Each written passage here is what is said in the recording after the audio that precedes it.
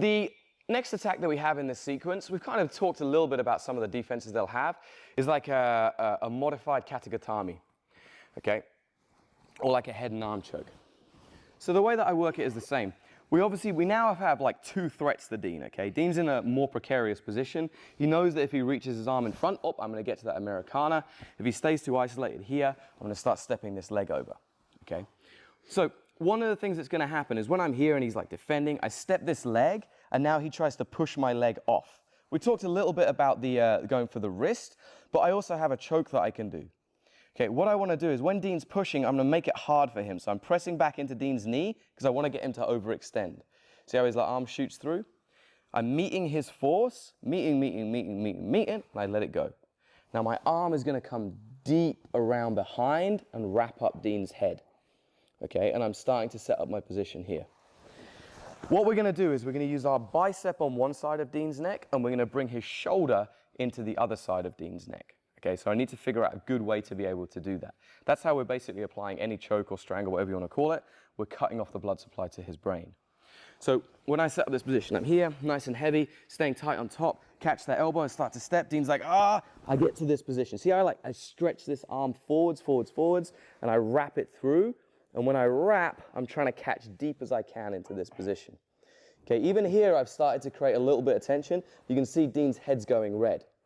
The next thing that I want to try to do is I'm going to try and catch onto my own bicep here to make it super tight.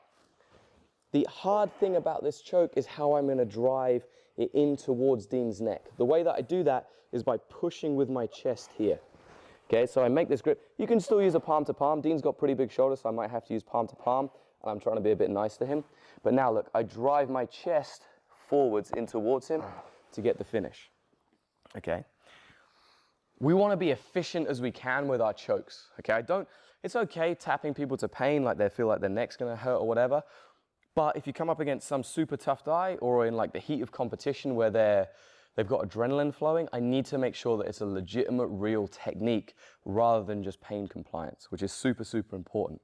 So again, the way I'm thinking about his neck when I do this, okay? I'm thinking about this shoulder particularly, and I'm gonna get my other arm nice and deep. So I'm here, I step over Dean's head, he goes to block, I push, look, I get deep down low, not just to the point of his elbow. I want to get deep down low, wrap it up, get as deep as I can. You can see that when I'm in this position here, Dean can't move right now. I've trapped both of his elbows still, so he can't pull his right elbow towards the floor, his left elbow can't come back anywhere. He's in a real tricky situation, okay? So what I need to do is get this one through, so I can kind of start pushing and wiggling, walking until I get a deep grip here. Okay, like I said, we can go palm to palm if you want, or you can try and come up to that elbow. You might have to readjust a little bit again. Regardless, what I'm going to try to do is I'm going to try to push my chest into that arm and I start leaning forwards over it. What I want you to do is when you're applying this choke is like slowly count to 10 in your head. So we go 10, 9, there we go. We get the submission. Okay, when I slowly count to 10, I'm also not applying 100% pressure. Okay, I want it to feel like the choke is going to infinitely get tighter and tighter and more uncomfortable for Dean. Okay, which is what you should feel like. If I go 100% straight away, I got nowhere to go, and if he doesn't tap, I'm going to burn my grips. Okay, so always when I'm trying to apply chokes, I start at like 10%, okay, 20%, 30%, 40%. Normally by 50% they're tapping anyway, and I'm in a good position. Okay, so we're here, good position, trap that elbow, okay, step my leg up over his head, he blocks, push, come deep through, punch it underneath that arm, and I've got my good deep grips now. Okay, now either go here or all the way up to your bicep if you've got long enough arms. Okay, and then I just start driving forwards. And I'm gonna start driving and squeezing. 1, 2, there we go. I got to 2, and Dean's head's very, very red.